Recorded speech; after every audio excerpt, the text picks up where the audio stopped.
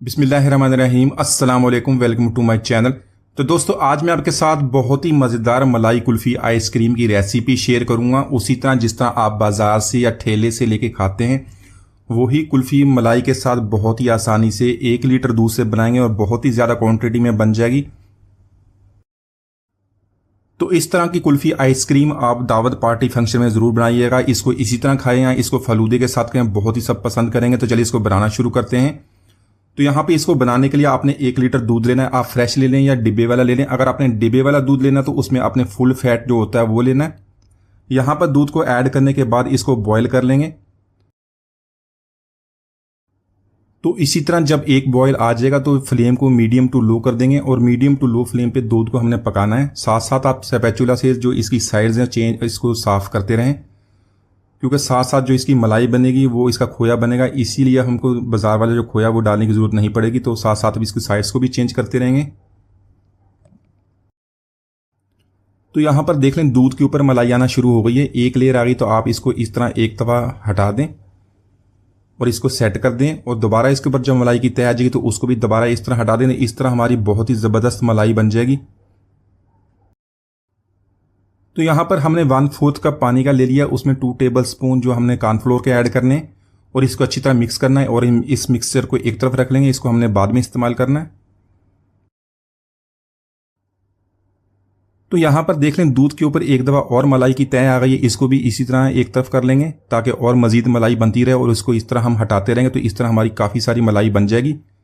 तो यहाँ पर देख लें दूध की मिकदार भी काफ़ी कम हो गई। इसको हमें तकरीबन हाफ क्वांटिटी कर लेना है। इसी तरह पकाते रहेंगे इसको। एक दफ़ा फिर मलाई को एक साइड पे कर लें इसी तरह। तो इस तरह लो फ्लेम पे इसको पकाने का ये फ़ायदा था कि बार बार मलाई बनती रहती है। उसी मलाई से हम इसको मलाई वाली कुल्फ़ी बनाएंगे। हमको बाज़ार वाला खोया जो इस्तेमाल करने की ज़रूरत नहीं है। तो यहाँ पर दूध हमारा पक रहा है, हम दूसरा काम कर लेते हैं। इसके लिए जो इसके बाज़ारी जो कमर्शियल ठेले वाली कुल्फ़ी होती है उसके अंदर जो कुल्फ़ी आइसक्रीम का जो कलर होता है उसके लिए हमें एक काम करना है। तो उसके लिए हम यहाँ पर आधा कप चीनी ले लेंगे। तो अगर आप 1 लीटर दूध से बना रहे हैं उसके लिए आपने आधा कप चीनी से ज़्यादा ऐड नहीं करना है। आधा कप चीनी बिल्कुल नॉर्मल है। तो यहाँ पर फ्लेम को लो करेंगे। लो फ्लेम पे चीनी को इस तरह फैला देंगे और इसको लो फ्लेम पे मेल्ट होने देंगे। तो इसी तरह हम बहुत ही कम चीज़ों से बिल्कुल देसी अंदाज से ठेले वाली कुल्फ़ी आइसक्रीम बना लेंगे। लेकिन बाज़ार से जो आप कुल्फ़ी खाते हैं इसमें काफ़ी चीज़ों की मिलावट की होती है। लेकिन आप घर में बनाएंगे तो बहुत ही आसानी से बहुत ही कम चीज़ों से इसी तरह बना लेंगे। तो देखिए हमारी जो चीनी मेल्ट होना शुरू हो गई है और इसका कलर भी चेंज हो गया है। तो यहाँ पे आपने फ्लेम को हाई नहीं करना और बहुत ही ज़्यादा इसको कुक नहीं करना, वरना ये जो हमारा ये शीरा जो बन रहा है ये जल जाएगा और इसकी स्मेल आनी शुरू हो जाएगी। तो यहाँ पर देख लीजिए इसको निकाल लेंगे।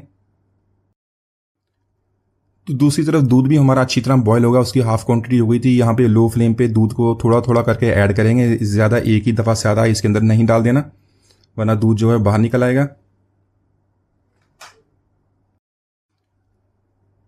तो यहाँ पर दूध को थोड़ा थोड़ा करके ऐड करते रहेंगे। चीनी देखें हमारी जम गई है, लेकिन ये ऐसा ऐसा जब दूध गर्म होना शुरू हो जाएगा साथ मिक्स हो जाएगा तो ये भी इसके साथ मेल्ट हो जाएगी और दूध का बहुत ही प्यारा कलर, जिस तरह ठेले वाली कुल्फ़ी होती है आइसक्रीम होती है उसी तरह इसका कलर बन जाएगा।